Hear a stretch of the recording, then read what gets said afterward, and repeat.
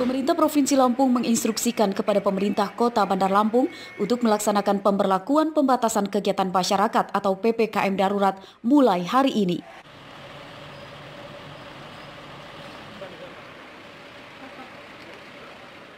Penerapan PPKM darurat di Bandar Lampung karena diklaim penularan COVID-19 masih sangat mencemaskan. Selain itu, angka vaksinasi terhadap masyarakat juga masih di bawah 50%. Tidak ada lagi kerumunan mulai pukul 20.00. Instruksi PPKM darurat di Bandar Lampung juga merupakan saran dari Menteri Dalam Negeri Tito Karnavian saat menggelar rapat koordinasi penetapan PPKM darurat di 15 kabupaten dan kota di luar Pulau Jawa dan Bali pada hari Jumat lalu. Ini akan ditetapkan oleh Pak Mendagri melalui Mendagri nantinya, dan itu efektif berlaku mulai Senin. Artinya kita belum melihat ya Mendagri tersebut, tapi kalau kita melihat bagaimana PPKM mikro darurat diterapkan di Pulau Jawa, kan kita sudah lihat di TV, itu sangat ketat. Aturan PPKM darurat sebagai berikut. Pekerja di perusahaan non-esensial diwajibkan WFH. KBM siswa dilaksanakan daring.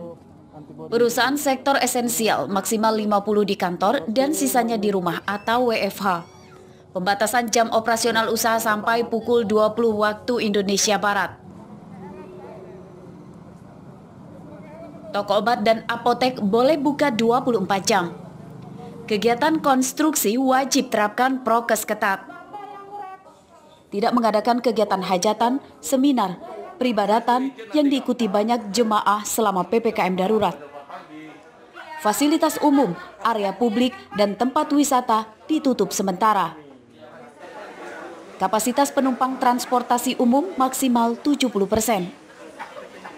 Pelaku perjalanan domestik wajib menunjukkan kartu vaksin. Penggunaan face shield harus tetap menggunakan masker. Pelaksanaan PPKM mikro di RT, RW, zona merah tetap diberlakukan.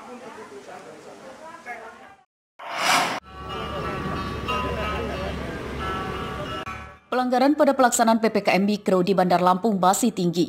Hal ini terbukti dari masih banyaknya warga yang diberikan sanksi oleh tim Satgas karena tidak memakai masker, berkerumun, dan tempat usaha yang melanggar pembatasan jam operasional usaha.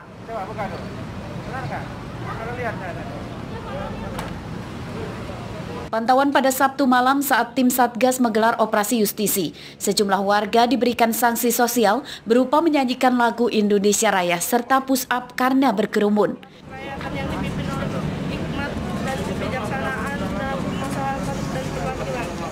Dan bagi pengusaha yang melanggar, diminta menandatangani surat kesanggupan tidak mengulangi kesalahan.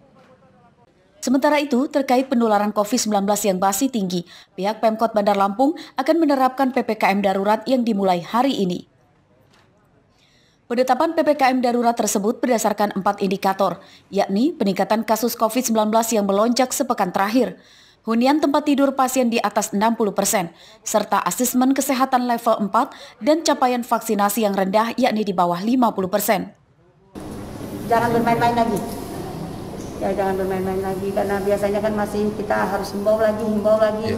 Misalnya Bunda baru ngomong tadi, nanti selangkah udah buka lagi maskernya. Pokoknya sekarang harus kita memakai protokol kesehatan. Kalau sudah sekarang ini kita sudah masuk PPKM darurat, Bunda sih sedih. Tapi apa boleh buat? Kita harus kerjasama, jadi Bunda minta tolong kepada masyarakat Kota Bandar Lampung kerjasama yang baik. Mudah-mudahan kalau kita kerjasama yang baik, insya Allah kita secepatnya masuk zona aman untuk Kota Bandar Lampung. Bandar Lampung hingga hari Minggu 11 Juli 2021 masih berada di status zona merah COVID-19. Jumlah akumulasi pasien COVID-19 sebanyak 6.506 orang dengan angka kematian mencapai 378 pasien. Jumlah tempat tidur untuk merawat pasien COVID-19 di 12 rumah sakit di Bandar Lampung yang tersedia sebanyak 669 tempat tidur. 536 tempat tidur sudah terisi pasien dan masih tersisa 133 tempat tidur yang masih kosong. Jeffrey Arifin melaporkan dari Bandar Lampung.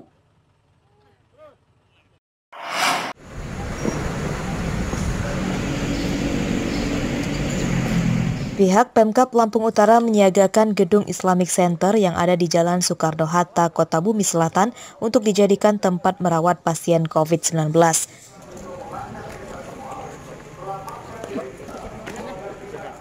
Gedung ini akan difungsikan saat kapasitas ruang isolasi di Rumah Sakit Umum Daerah Maijen Riyakudu telah penuh terisi. Pada Minggu siang, lingkungan di Islamic Center telah disterilkan. Sebagian ruangan di dalamnya juga sudah diberi nomor. Karena ini untuk isolasi manakala ada kasus yang membludak di Lampung Utara. Ini di GSG Islamic Center. Ini tadi sudah kita hitung kurang lebih bisa 50 bed yang akan kita pasang. Kemudian di bawah sini ada sekitar 19. Selain menyiagakan ruang isolasi di luar lingkungan rumah sakit, pihak Pemkab juga memberlakukan jam pembatasan operasional usaha. Supermarket, minimarket, tempat hiburan malam, dan restoran serentak hanya boleh beroperasi sampai jam 21.00 waktu Indonesia Barat. Pihak Pemkab mengancam akan memberikan sanksi tegas bagi para pelanggar aturan tersebut. Hingga hari Minggu siang, Kabupaten Lampung Utara masih berstatus zona merah COVID-19 termasuk Bandar Lampung dan Pringsewu.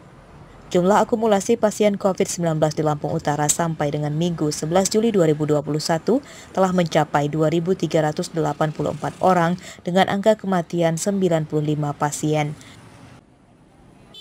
Ardi Yohaba melaporkan dari Lampung Utara. Kabupaten Tanggamus. Sebuah hajatan seorang warga Kecamatan Gisting, Tanggamus sangat unik. Sebab acara khitanan atau sunatan itu digelar dengan sistem drive-thru.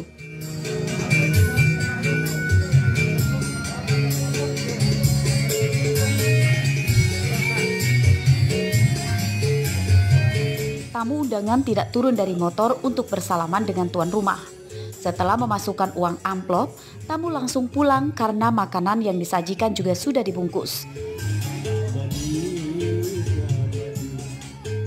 Tata cara hajatan drive-thru menurut tuan rumah sengaja dilakukan untuk mencegah terjadinya penularan penyakit COVID-19 karena kerumunan massa di hajatan beresiko tinggi memicu penularan penyakit mematikan tersebut. Nah, Bapak punya ide seperti itu dari mana Pak awalnya Pak? Dari rekan-rekan semuanya yang ada di sini, rekan-rekan panitia, mereka yang bertugas, mereka yang bekerja. Makanya saya mengapresiasi juga kepada teman-teman panitia yang sudah bekerja sekuat tenaga, yang memikirkan supaya acara ini berjalan dengan baik dengan tetap menggunakan protokol. Tuan rumah juga berterima kasih kepada seluruh panitia dan tamu undangan yang mau mengerti alasannya mengadakan hajatan drive-thru. Ia juga berharap pandemi COVID-19 segera berakhir dan semuanya normal kembali. Andri Kurniawan melaporkan dari Tanggamus.